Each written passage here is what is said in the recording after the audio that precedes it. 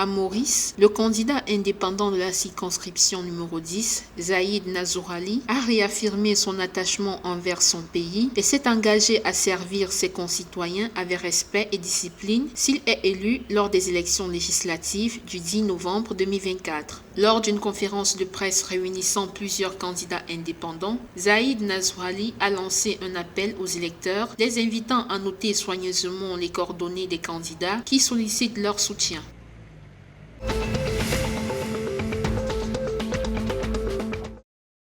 Le président malgache Andry Rajoelina a annoncé mercredi 30 octobre 2024 des mesures destinées à réduire de 80% les coupures d'électricité. Madagascar traverse l'une des pires périodes de délestage jamais vécues selon le chef de l'État. Pour remédier à cette situation, des turbines à combustion seront mises en marche, dont la consommation en carburant s'élève à environ 65 millions de dollars par jour.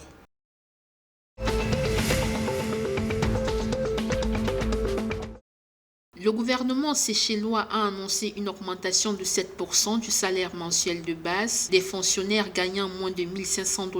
Cette augmentation du salaire minimum entrera en vigueur à compter du 1er avril 2025. À cet effet, le ministre des Finances a présenté une proposition du budget de l'année 2025 à l'Assemblée nationale s'établissant à 880 millions de dollars, le plus gros budget de l'histoire des Seychelles.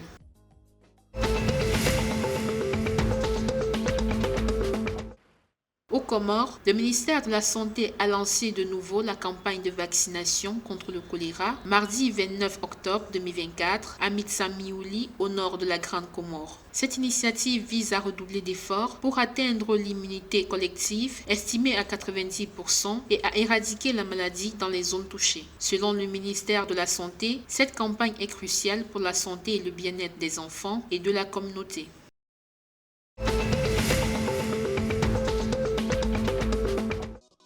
Avec 76 points, l'équipe malgache a remporté dimanche 27 octobre 2024 la médaille d'or dans la catégorie de 125 cc lors du championnat d'Afrique de motocross au Maroc. Classé 3e en 2023, Madagascar grimpe d'une marche et se trouve à la 2e place dans la catégorie MX2 avec un cumul de 71 points derrière le Maroc pays hôte et devant l'Ouganda.